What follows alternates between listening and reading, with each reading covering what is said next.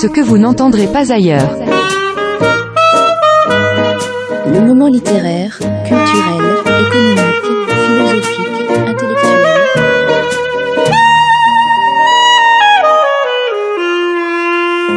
Avec Stéphane, sur RLP. RLP 102.3 aujourd'hui avec Kevin M, qui est le DSI, le responsable informatique de la CCI Dordogne. Bonjour Kevin, tu vas bien ?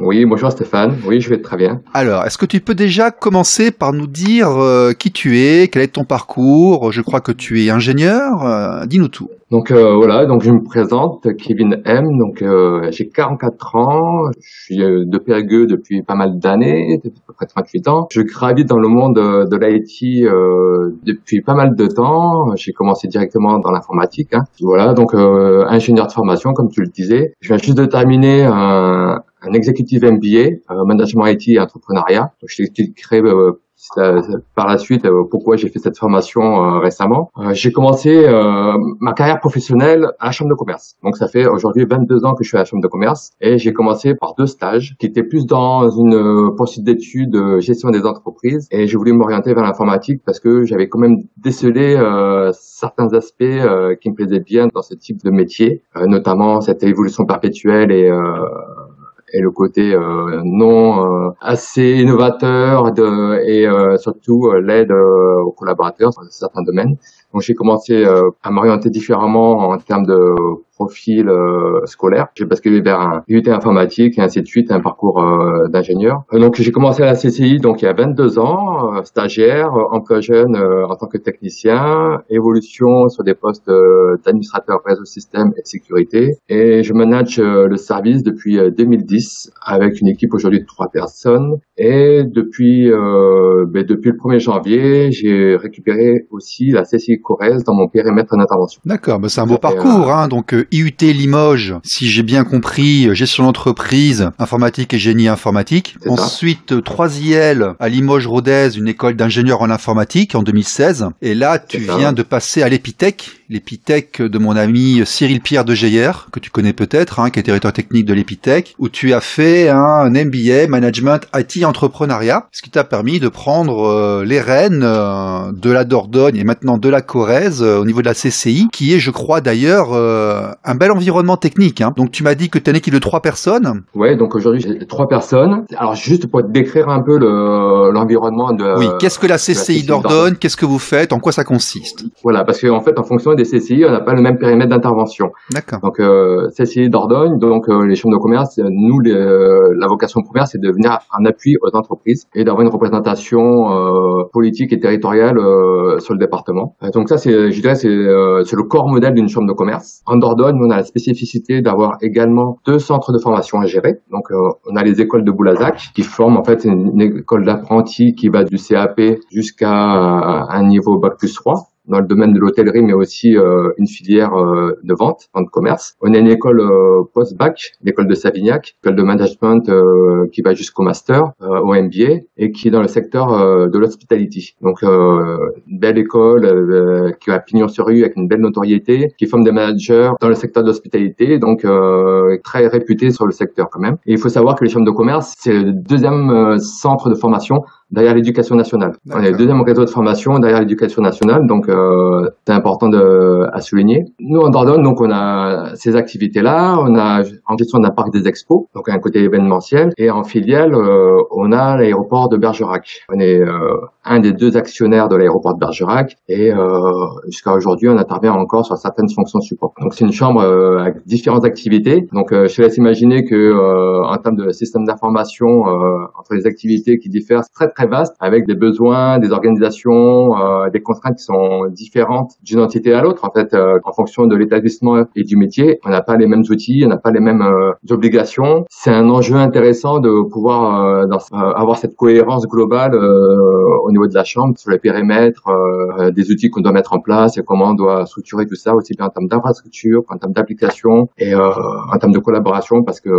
c'est quand même une chambre de commerce avec des établissements différents en fonction des activités. Donc c'est une activité pour en termes de DSI assez comment dirais-je, faut être agile. faut être agile parce qu'il faut pouvoir basculer d'un sujet à l'autre, discuter transformation digitale avec l'école de Savignac n'est pas la même chose que parler digital ou projet avec, je dirais, le corps modèle d'une chambre de commerce. C'est des métiers différents et des compétences différentes aussi. RLP. Radio libre en Périgord. Donc la chambre CCI, la chambre de commerce de Dordogne, le service informatique en fait, ce qu'on va vous demander, vous, c'est de gérer, je suppose, tout ce qui est l'infrastructure réseau pour que les ordinateurs des utilisateurs puissent fonctionner correctement les uns et les autres. Donc c'est un réseau qui est assez conséquent, si j'ai bien compris. Et je suppose qu'il y a aussi du développement logiciel et tu m'as dit de la formation. Donc en fait, ton métier à toi va être de faire en sorte que ça fonctionne, de développer et de former. Alors mon métier à moi, je vais être garant du bon fonctionnement de tout ce qui est ressources informatiques. Comme tu le dis très bien, il y a, en termes de ressources informatiques, on a tout ce qui est les endpoints, tout ce qui est poste de travail, PC, téléphonie. Juste après, il y a toute la partie serveur, infrastructure, le réseau, toute la partie internet et systèmes transverses de type messagerie, solutions collaboratives et aussi tout ce qui est application métier. Donc tout ce qui est SIRH, système d'information financier, tout ce qui est CRM, tout ce qui est ERP sur les centres de formation, tout ça, voilà, c'est dans le périmètre. Je suis garant du bon fonctionnement avec mes équipes sur l'ensemble de ces outils-là. Et après, il y a une brique complémentaire que je suis au comité de direction. Je suis un partenaire stratégique parmi les autres, je dirais, membres du comité de direction pour accompagner en fait la stratégie déclinée par notre président, nos élus et comment on déploie ces évolutions dans nos systèmes. Donc, il y a une approche stratégique qui existe et derrière, c'est à nous en fonction de ces orientations, comment on le décline à travers le digital et à travers en fait toutes les ressources informatiques et techniques qui existent. Alors comment ça fonctionne? Est-ce que tu es indépendant? Est-ce que tu fais tes choix technologiques ou est-ce que tu es là pour administrer des décisions qui ont été prises au niveau national? Non, on est alors complètement indépendant en fait. On a une tutelle qui est CCI France, qui est notre tête de réseau, mais cette tête de réseau n'a pas vocation à ordonner, je dirais, l'utilisation de telle ou telle solution. Donc c'est-à-dire que aujourd'hui, toutes les CCIT de la Nouvelle-Aquitaine, on est des chambres de commerce territorial Nouvelle-Aquitaine, on est autonome dans le choix et dans la gestion de nos stratégies liées au système d'information. Rien ne nous est imposé. À ce titre-là, moi j'ai aussi une fonction de pilotage et de coordination des projets au niveau de la région sur les systèmes d'information. Je pilote un groupe de travail dans lequel je rassemble mes 14 homologues des autres CCI territoriales et l'idée c'est d'arriver à la convergence d'outils communs au niveau de la région. Donc sur les choix stratégiques sur cet aspect-là, on est complètement autonome. Donc je n'exécute pas en fait un choix qui vient soit de la région ou soit du national parce que c'est pas le fonctionnement. En fait, moi je fais de la veille, je regarde mes besoins, je regarde les besoins des collaborateurs, je cherche la solution la plus appropriée à nos besoins, mais toujours dans une logique de collaboration avec les autres chambres territoriales. D'accord. Alors les développements informatiques, est-ce qu'ils sont réalisés en interne par ton équipe de 3 personnes ou est-ce que vous prenez des sous-traitants? Comment ça fonctionne? Est-ce que vous avez la création de logiciels en interne ou est-ce que vous faites des marchés publics? Non, pas du tout. Non, nous aujourd'hui, à une époque, on développait, je te parle de ça il y a 20 ans, on développait beaucoup, mais on a pris une autre direction il y a une quinzaine d'années où on va plutôt chercher des logiciels du marché sur étagère que de faire du développement spécifique. Pour une bonne et simple raison, c'est que derrière, en termes de maintenance, on est trop petit en Dordogne pour avoir nos propres outils et de maintenir ces évolutions liées aux aspects juridiques, aux aspects légaux. Non, on préfère prendre des solutions du marché avec une carte maintenance éditeur que de faire nos propres développements. D'accord. Au niveau des choix technologiques, c'est dans le libre, le propriétaire, parce que des éditeurs, il y a plusieurs sortes de technologies. Est-ce que vous avez fait des choix technologies particulières? Vous vous placez comment en fait dans cet environnement? Alors en Dordogne, nous on utilise les deux environnements. On a des solutions propriétaires, notamment tout ce qui est solutions métiers. C'est des solutions propriétaires pour diverses raisons, notamment si je prends le cas de la partie finance, on a un éditeur qui répond très bien aux problématiques des chambres consulaires. La solution est vraiment développée en adéquation avec nos contraintes, donc c'est la raison pour laquelle beaucoup de chambres aujourd'hui utilisent le même produit. Nous en Dordogne, on utilise pas mal de solutions open source sur les solutions serveurs de type tout ce qui est lié au système d'information de l'IT précisément, notamment tout ce qui est gestion des ticketing, tout ce qui est gestion de la supervision, tout l'environnement vraiment technique. On est sur de l'open source, sur des bases Debian CentOS, mais sur les autres aspects, on est quand même sur des solutions propriétaires parce que derrière il y a de la maintenance qui est disponible, il y a de la ressource Debian, disponible sur le marché. Ouais. Donc Debian pour les serveurs, CentOS pour tout ce qui va être gestion d'email, je suppose, intuitivement comme ça. Non, CentOS aussi sur les serveurs aussi, donc en fonction des contraintes, c'est soit l'un soit l'autre. Sur la partie messagerie, on est comme beaucoup sur l'offre Microsoft, sur Office 365. Donc sur la partie messagerie, la partie collaboration, on est sur un environnement là. On a réussi à construire quelque chose de régional. Donc on a toutes les chambres de la Nouvelle-Aquitaine sur la même plateforme et le même tenant. RLP. Radio libre en Périgord. Est-ce que vous avez été sensibilisé aux problèmes de sécurité informatique, de protection des données, d'intelligence économique, qui sont très liés justement à cet environnement propriétaire ou logiciel libre, ou est-ce que vous utilisez ce dont vous avez envie en piochant dans une étagère comme ça, ou est-ce que c'est partie de ta vision, ça, la protection des informations, la protection par rapport aux sécurités, au hacking, ou ce genre de choses? Ouais, tout à fait, sur la notion, je dirais, de RGPD, parce que c'est arrivé il y a 4 ans, donc aujourd'hui, c'est rentré dans nos pratiques. Ça veut dire qu'à chaque fois qu'on contractualise avec un éditeur, il y a toute cette approche, un paragraphe spécifique sur la notion de protection des données personnelles. Le RGPD, pour expliquer aux auditeurs, c'est quelque chose qui a été lancé par la communauté européenne qui indique que dès que vous gérez des informations concernant des citoyens européens, il faut s'assurer que elles soient stockées de manière volontaire, et 2, qu'elles ne puissent pas se retrouver comme ça partout dans la nature. Bon, c'est les 2 plus grands thèmes principaux, mais c'est par rapport à la confidentialité des données. Ouais, donc nous, voilà, on a une DPO au niveau de la CCI Dordogne qui m'accompagne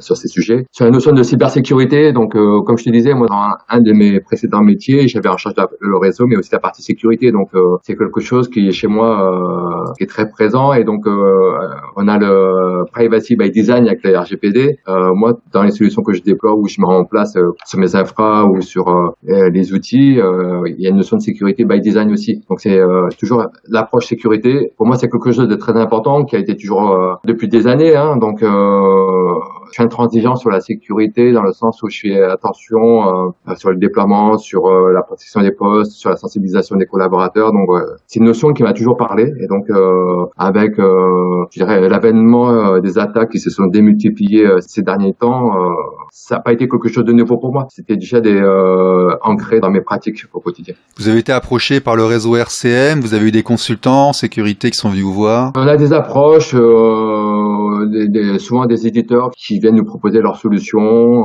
On est en lien aussi, notamment avec l'ANSSI sur pas mal de sujets. Donc aujourd'hui, voilà, un DSI, ok, il y a ce côté expert lié à l'informatique, mais il y a ce côté légal lié au juridique aussi, ce côté sécurité qu'il faut prendre en considération. Et si on n'a pas les compétences, il est important peut-être aussi de sous-traiter ou d'externaliser cette fonction-là. Donc c'est vrai que le métier de DSI a évolué ces 10 dernières années, où on est quand même on est obligé d'avoir une vision transversale et 360 de l'entreprise quand même. C'est-à-dire on est très chef d'orchestre en fait. C'est ça, chef d'orchestre, et c'est la raison pour laquelle je te disais pourquoi j'ai fait mon MBA, c'est ça. C'est qu'à un moment il faut cette vision business, il faut cette vision 360 de l'entreprise, et ne pas rester concentré que sur la partie technique en fait. Ça va de là aujourd'hui. Bien sûr. D'ailleurs, toi, en tant que dirigeant, en tant que cadre, tu as forcément du management aussi à faire. Je suppose toi qui fais le recrutement, c'est toi qui fais la coordination d'équipe. Oui, c'est ça. Comme tu dis, un cadre, manager, donc il y a toute cette notion-là de gestion des équipes, gestion professionnelle et d'évolution de carrière des équipes, donc plan de formation, tout ça, ça se travaille, tout ça, il faut avoir, je dirais, les outils et être formé pour arriver à bien accompagner ces équipes. Il y a cette notion de leadership aussi à avoir dans des structures comme la nôtre. Donc c'est des choses importantes, parce que même en termes de recrutement, aujourd'hui, pour avoir fait l'exercice à différentes reprises ces derniers temps, on sait le secteur est en tension, et donc pour convaincre, je dirais, des candidats à venir chez nous, il y a le sujet rémunération, mais il y a aussi le sujet plan de carrière, l'évolution, cadre de travail. On est aujourd'hui, faut qu'on vende notre poste en fait. Ah, est-ce que la CCI recrute? La CCI, j'ai lancé un recrutement sur la CCI Corrèze. D'accord. Qui est en cours. Ok. J'ai recruté il y a pas longtemps en Dordogne sur un renouvellement de poste, mais c'est vrai que j'ai eu affaire à... Aujourd'hui, c'est les candidats qui décident. Oui, c'est moi le recruteur. C'est l'avantage de ces métiers-là où on a certaines formations. Où quand tout va bien, on peut se permettre de choisir effectivement ce qu'on fait et ce qu'on va. RLP. Radio libre en Périgord. D'ailleurs, une partie de nos collègues, eux, sont carrément consultants. Vous utilisez des consultants, vous, à la CCI? Au niveau de la région, on a utilisé des consultants qui nous accompagnent et sur différents sujets, notamment sur les sujets de transition. Donc, ça nous arrive d'avoir des consultants qui viennent nous seconder ou nous amener, je dirais, une vision différente de ce qu'on pourrait avoir. Alors, en tant que chef d'orchestre, manager avec un profil technique, on voit parfois des managers qui ont des profils administratifs, mais toi, tu es vraiment passé par une école d'ingénieur informatique, tu as été un bidouilleur, tu as été un développeur, tu sais comment coder, tu sais comment programmer. Qu'est-ce que tu penses de l'état technologique des infrastructures en Dordogne? Allons-y, on va balancer un petit peu. Est-ce que c'est bien? Est-ce qu'on est au top? Est-ce que ça pourrait être mieux? Est-ce qu'on est moderne? Qu'est-ce que tu en penses? La difficulté, c'est que je connais pas tous les environnements existants. Et c'est l'intérêt aussi, c'est la raison pour laquelle, avec la French Tech, on a décidé de lancer un club de DSI, un lieu d'échange et de connaissances et de partage. Parce qu'aujourd'hui, on se connaît plus ou moins, mais on se connaît pas tous. Et l'idée, c'est vraiment, à travers ce club-là, venir échanger, comprendre les besoins des uns et des autres, voir ce qui a été fait et accélérer et gagner du temps sur des sujets qu'on peut avoir à déployer. Donc, à partir de là où je pourrais donner une vision globale du département sur la partie techno ou usage, parce qu'on parle d'usage, mais je pense qu'on est tous les grandes structures, les grandes DSI. Quand je parle de DSI, c'est-à-dire que c'est des structures qui ont une infrastructure assez conséquente, qui ont des problématiques peut-être différentes d'entreprises, des TPE ou des petites PME, où il y a une échelle en fait. Il y a une échelle qui fait qu'on peut utiliser des solutions vraiment innovantes. Ce que je veux dire, c'est que la taille fait que tu utilises des technos. La taille de ta structure ou de ta DSI fait que tu utilises de la techno. Oui, je me doute que la CCI n'est pas sur un site WordPress, par exemple. Comme Amazon n'est pas une boutique PrestaShop. En fonction de la taille, il y a différents outils. C'est très bien le comprendre. Différents outils et tout ça. Donc. Mais voilà, sinon, en termes de techno, on est dans l'état de l'art. Dans l'état de l'art en fonction de notre taille. Après, il y a des outils ou des visions qui peuvent être différentes avec vraiment... je dirais l'extrême en basculant l'infrastructure vers du cloud privé, des choses comme ça. C'est la taille qui fait qu'on bascule ou pas en fait sur ce genre de technologie. D'accord. RLP. Radio libre en Périgord. Quels sont les grands challenges technologiques qui vous attendent en 2023, 2024 et années suivantes? Est-ce que vous avez démarré des grands chantiers? Est-ce qu'il y a des migrations qui vont être faites? Est-ce qu'il y a des challenges qui sont prévus? Ouais, donc je peux te parler un peu de ma feuille de route. Il y a toute une partie, un pan sur la cybersécurité. Aujourd'hui, c'est quoi? C'est une notion de déploiement d'EDR. EDR, c'est une solution entre guillemets, d'antivirus, mais un peu plus poussée que ça. C'est une technologie qui va permettre de détecter et d'amener une réponse sur des attaques sur les postes de travail. Typiquement, je sais pas, il chope un ransomware, ces fichiers commencent à être décryptés en local, mais l'EDR va le détecter, il va bloquer le poste, il va l'isoler du réseau. Donc, premier chantier, c'est le déploiement d'un EDR. Pour pas le citer, on a choisi la solution SentinelOne, qui est un des leaders du marché. Donc, ça, c'est le premier sujet sur la partie sécu. Deuxième sécu, c'est disposer d'un environnement où je fais le lien entre l'Active Directory local, donc on va rentrer un peu plus dans la technique, que je synchronise avec un AD Connect pour venir alimenter notre Office 365 et donc avoir tout un flux, je dirais, du local vers le cloud et avec une surcouche solution de pilotage sur Office 365 qui va nous permettre de segmenter notre tenante par département avec la possibilité d'automatiser certaines tâches de type lorsque Office détecte un compte compromis, de suite on peut déclencher des mécanismes de changement automatique du mot de passe, verrouillage du compte et notification auprès des administrateurs globaux d'un compte qui est compromis. Voilà, donc ça c'est une des briques sur la partie sécu. Les autres chantiers, c'est des chantiers un peu d'infrastructure, notamment renouvellement de tout ce qui est switching, commutateur sur la partie réseau, avec des solutions dont la console d'administration sera dans le cloud. Comme je t'ai expliqué, on est multi-site. Aujourd'hui, on est encore sur l'ère de l'ancien temps, en termes de management, de console d'administration de ces outils-là. Donc, on s'est basculé vers l'utilisation moderne des outils avec la remontée de tout le paramétrage des switches sur une plateforme cloud et qu'on puisse piloter à distance notre infrastructure par ce biais-là. Après, on a des sujets de déploiement de bande Wi-Fi complémentaires, pareil, toujours dans l'idée de pouvoir les piloter à distance. Et un autre sujet qui est plus sur la strate régionale, on est sur le déploiement d'un projet data. Depuis la fin de l'année dernière, on a perdu notre mission de service public liée aux formalités des entreprises, qui était une de nos sources d'informations pour venir alimenter un fichier de l'ensemble des entreprises. C'est-à-dire qu'aujourd'hui, quand on faisait une création d'entreprise, on passait par la chambre de commerce pour faire sa formalité d'inscription. Donc là, le marché s'est déréglementé. C'est l'INPI qui a récupéré la gestion complète de cette mission-là. Et on travaille sur la manière de récupérer de l'information sur les entreprises. Et ça, on le travaille au niveau régional. On a travaillé avec le CATI, qui est un centre à Bordeaux, de ressources composées de tout ce qui est un peu mathématicien. C'est un centre assez technique. Ils nous ont accompagnés à développer des algorithmes d'analyse et de croisement d'informations. Donc on est en train de passer du POC au MVP là sur ce sujet-là, et l'idée c'est vraiment en bout de chaîne de mettre à disposition de l'information ou des jeux d'information à nos équipes appui à l'entreprise pour générer en fait tout ce qui est analyse de marché, tout ce qui est études, informations économiques avec des valeurs qui ont été vérifiées, viabilisées et retravaillées. Donc c'est un gros projet là qui se décline au niveau de la région. D'accord. RLP. Radio libre en Périgord. Bon, pour conclure, ton DSI, toi, c'est grosso modo combien d'utilisateurs, combien de serveurs, pour une estimation, un ordre d'idée? Alors, sur le périmètre Dordogne, on est 160 permanents utilisateurs. On a plus de 400 machines, parce qu'on a des salles de formation. À Boulazac, c'est à peu près 1000 apprentis. À Savignac, c'est 500 étudiants. En termes d'infrastructure, dans la virtualisation, donc on a 3 baies de stockage, 5 hyperviseurs, et pour une soixantaine de machines virtuelles, de serveurs virtuels. D'accord. Du VMware, tout ça? Donc en termes d'hyperviseur, on est sur du VMware.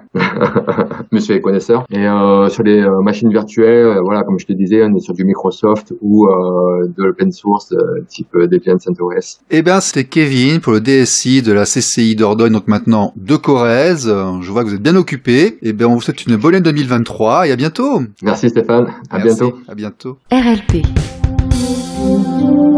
Radio libre en Périgord.